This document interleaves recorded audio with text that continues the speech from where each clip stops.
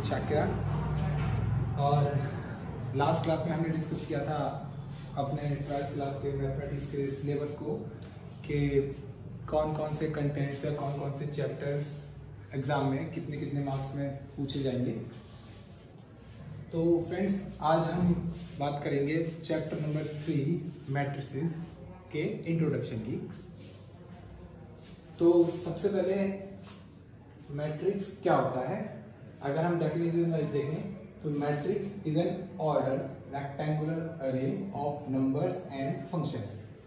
मतलब नंबर्स या फंक्शंस को एक रेक्टेंगुलर वे में अरेंज करके लिखना।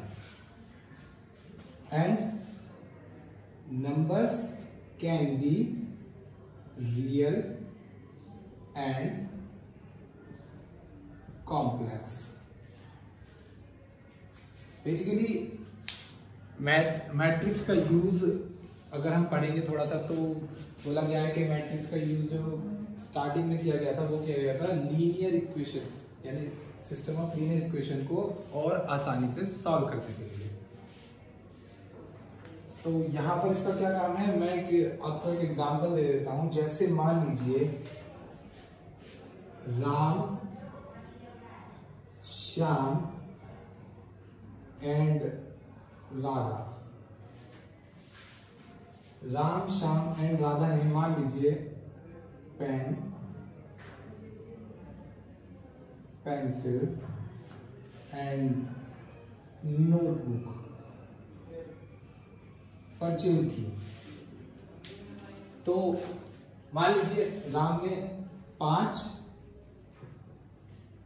पेन खरीदे, पेंसिल मान लीजिए 4 और नोटबुक मान लीजिए 3। सेम है, श्याम ने खरीदे 6 पेन, 3 पेंसिल और 2 नोटबुक। और राधा ने खरीदे मान लीजिए 5 पेन, 2 पेंसिल और 5 नोटबुक। तो अगर हम इसको इस तरह से लिख दें तो ये हमारा हो जाएगा मैट्रिक्स। तो ये हमारा बन गया मैट्रिक्स। Okay friends. अच्छा, किसी भी मैट्रिक्स को रिप्रेजेंट करने के लिए कैपिटल लेटर का यूज करते हैं और उसकी जो भी अंदर के टर्म्स होंगे यानी ये, इनको बोलते हैं सभी को एलिमेंट्स ऑफ मैट्रिक्स। तो किसी भी मैट्रिक्स को रिप्रेजेंट कैपिटल लेटर से किया जाता है और उसके अंदर के जो भी एलिमेंट्स हैं उसको स्मॉल लेटर से डिनोट किया जाता है। जनरली हम इसको लिखते हैं AIJ की फॉर्म में। मैं अभी बताता हूँ कि ये AIJ की फॉर्म में क्यों है या क्या है। तो सबसे पहले हमें जानना है, जैसे अभी हमने एक एग्जाम्पल लिया, अब इसको हम थोड़ा अलग से लिखते हैं एक बार। 5 4 3 6 3 2 एंड 5 2 5। तो ये हमारा कोई ए मैट्रिक्स है, ठीक है। अब सबसे पहले चीज आती है, एक वर्ड आता है ऑर्डर, जो यहां पर इसकी डेफिनेशन में भी यूज हुआ था। So order of matrix. तो ऑर्डर क्या होता है? ऑर्डर होता है कि एक मैट्रिक्स के अंदर ये जो हॉरिजॉन्टल लाइंस होती हैं इनको कहते हैं रोज। रोज।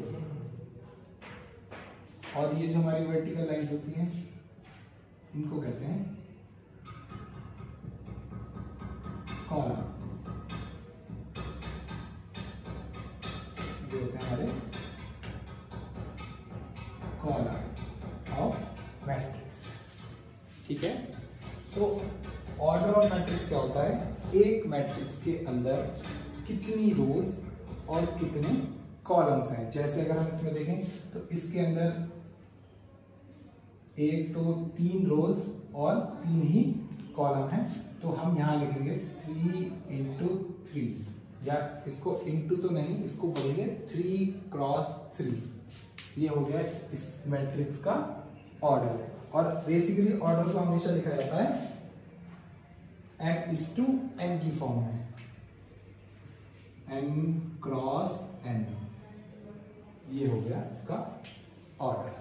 ठीक है दोस्तों, समझ में आ गया कि एक मैट्रिक्स, सबसे पहली बात कि मैट्रिक्स को, किसी भी मैट्रिक्स को कैपिटल लेटर से डिनोट करते हैं, उसके अंदर के जो टर्म्स होते हैं जिन्हें हम कहते हैं एलिमेंट्स ऑफ मैट्रिक्स, उनको हमेशा स्मॉल लेटर से डिनोट करते हैं।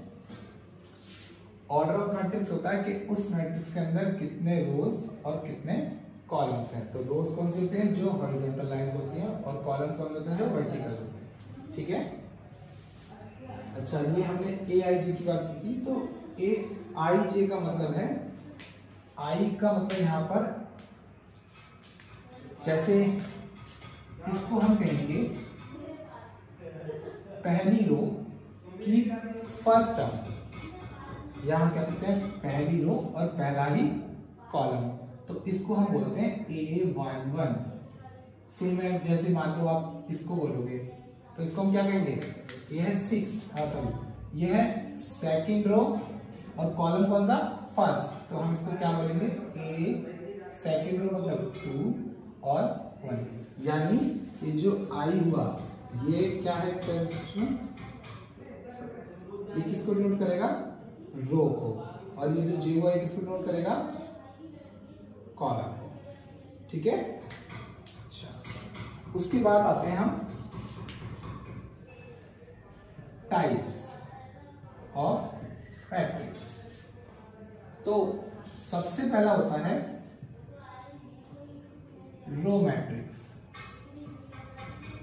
तो नाम से पता चल रहा है रो मैट्रिक्स, जिसके अंदर केवल रो होगी। तो इसका हम एग्जांपल ले सकते हैं 1 2 3। इसमें कितनी भी टर्म्स हो सकती हैं। अगर आप इसको एक स्टैंडर्ड फॉर्म में लिखो तो आप लिख सकते हो A11 A12 A13 dot dot dot. यहाँ पर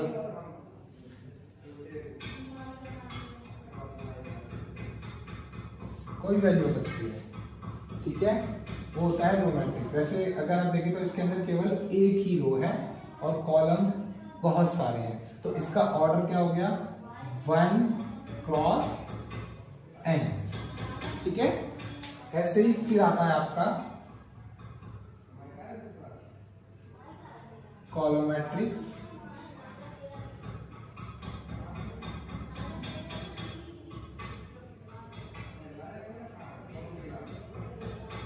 कॉलम मैट्रिक्स में क्या होता है, जैसे नाम से पता लग रहा है कि इसके अंदर केवल कॉलम्स होंगे, एक ही कॉलम होगा मतलब।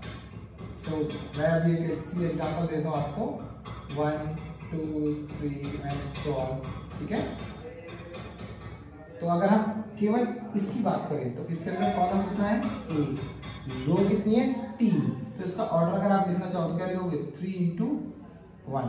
वैसे कॉलम मैट्रिक्स का ऑर्डर क्या होगा, रोज उसमें कितनी हो सकती है, मतलब m हो सकती है, पर उसमें कॉलम कितना होगा, 1। तो कितना लिखेंगे उसको, m × 1। ठीक है, रो मैट्रिक्स का ऑर्डर होता है 1 × n एंड कॉलम मैट्रिक्स का ऑर्डर होता है m × 1। ठीक है, अच्छा, उसके बाद आता है डायगोनल मैट्रिक्स। अच्छा, उससे पहले हम एक तो और है, इसको हम कहेंगे स्क्वायर मैट्रिक्स।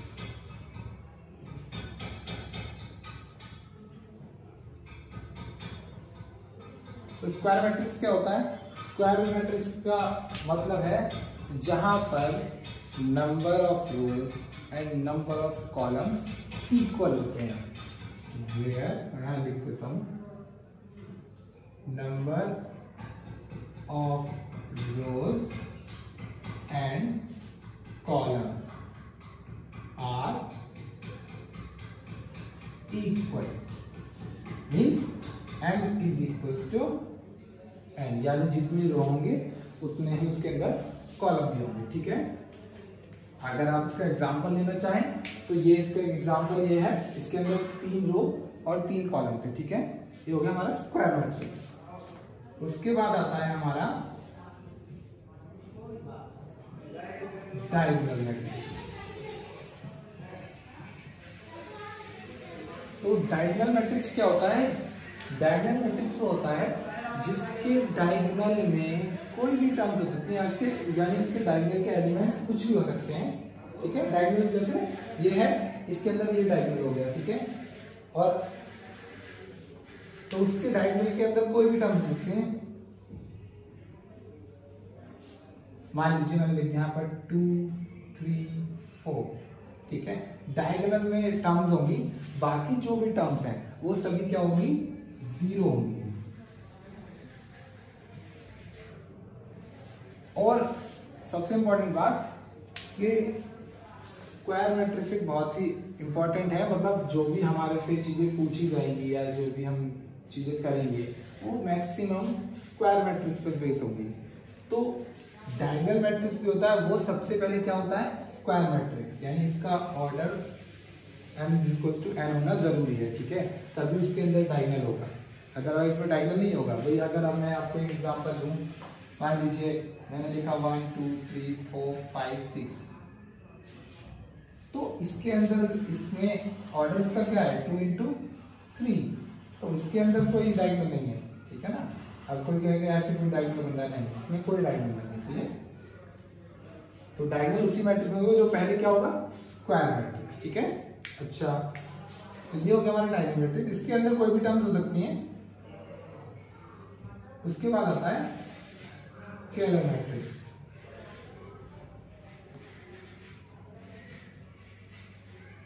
स्केलर मैट्रिक्स क्या होता है? वो भी पहले एक स्क्वायर मैट्रिक्स होता है, यहां लिख देता हूं। ये भी पहले क्या है? स्क्वायर मैट्रिक्स है। ये भी पहले क्या है? स्क्वायर मैट्रिक्स है। ठीक है, तो स्केलर मैट्रिक्स क्या होता है? जिसमें काफी हद तक जैसे डायगोनल मैट्रिक्स होता है, कुछ इसी तरह से स्केलर मैट्रिक्स होता है, बस इसके डायगोनल में जो टर्म्स होंगी वो क्या होंगी? सेम होंगी। अदर टर्म्स क्या होंगी?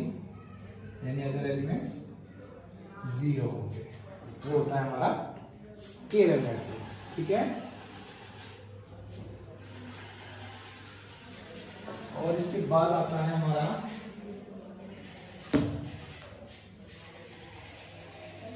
एक और है,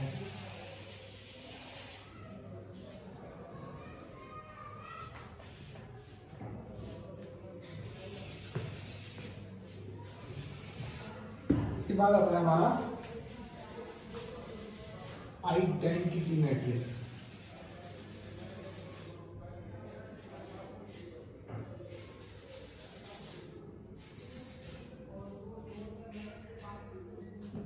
तो आइडेंटिटी मैट्रिक्स क्या होता है? जिसके डायगोनल्स के जो टर्म्स होंगे या एलिमेंट्स होंगे वो क्या होंगे? 1 1 एंड 1, और इसको हम आई से डिनोट करते हैं। ठीक है, आई से। अब तो आपको ध्यान रहना चाहिए, सबसे पहले अगर हम डायगोनल मैट्रिक्स की बात कर रहे हैं तो डायगोनल मैट्रिक्स सबसे पहले क्या है? Square matrix. फिर उसके बाद उसके डायगोनल्स में केवल एलिमेंट होंगे 0 के अलावा कुछ भी। ठीक है, और अदर एलिमेंट्स 0 होंगे। अच्छा, स्केलर मैट्रिक्स की अगर हम बात करते हैं तो वो पहले क्या है? Square matrix. देन वो क्या है? डायगोनल मैट्रिक्स, क्योंकि केवल उसके डायगोनल में ही एलिमेंट्स होते हैं। ठीक है, अदर एलिमेंट 0 होते हैं। तो सबसे पहले ये स्क्वायर मैट्रिक्स भी है, ये डायगोनल मैट्रिक्स भी है। देन जब डायगोनल्स की टर्म्स या एलिमेंट सेम होंगे तब हम उसको कहेंगे स्केलर मैट्रिक्स। अच्छा, आइडेंटिटी मैट्रिक्स को देखोगे अगर आप तो इसके तीनों टर्म सेम है, यानी तीनों एलिमेंट सेम है, तो हम इसको स्केलर मैट्रिक्स भी कह सकते हैं। ठीक है, पर इसमें तीनों ही एलिमेंट्स 1 है तो हम इसको कहते हैं आइडेंटिटी मैट्रिक्स। ठीक है, उसके बाद आता है एक जीरो मैट्रिक्स। तो जीरो मैट्रिक्स का ऑर्डर कुछ भी हो सकता है। ठीक है, बस आपको सिंपली याद रखना है, एक तो इसको कैपिटल O से डिनोट करते हैं। ठीक है, और इसका सिंपल सा मतलब है कि इसके सभी एलिमेंट्स क्या होंगे? 0 होंगे। इसका ऑर्डर कुछ भी हो सकता है, इससे कोई मतलब नहीं। ठीक है, तो आज के लिए केवल इतना ही, ठीक है। नेक्स्ट वीडियो में मैं आपको बताऊंगा ऑपरेशनल मैट्रिक्स, मतलब मैट्रिक्स का एडिशन, सबट्रैक्शन, ठीक है, और मल्टीप्लिकेशन, ठीक। अच्छा, एक छोटी सी चीज और हम सीख लेते हैं, मल्टीप्लाई बाय अ स्केलर। मतलब किसी मैट्रिक्स में स्केलर मतलब एक सिंपल कोई भी नंबर, कांस्टेंट नंबर की मल्टीप्लाई कैसे करते हैं, ठीक है ना। तो मल्टीप्लाई करना, जैसे मान लीजिए एक मैट्रिक्स है A, सपोज 1 2 3 4, सही है। हमें इसमें किसी स्केलर की मल्टीप्लाई करनी है, मतलब हमें मान लो किसी k की मल्टीप्लाई करनी है, तो हम सिंपल ये है कि इस k की सभी टर्म्स में मल्टीप्लाई करेंगे। यानी हम इसको क्या लिखेंगे, ये क्या बनेगा हमारा k into 1 3 into k, ठीक है, 2 into k और 4 into k, ये होगा इसके मल्टीप्लाई, यानी हमने इसमें मल्टीप्लाई। ओके, तो आज के लिए इतना ही। नेक्स्ट क्लास में हम पढ़ेंगे multiplication, addition and subtraction on matrices, ठीक है। तो अगर आपको ये वीडियो अच्छी लगे तो इसको लाइक, शेयर एंड सब्सक्राइब करें। Thank you.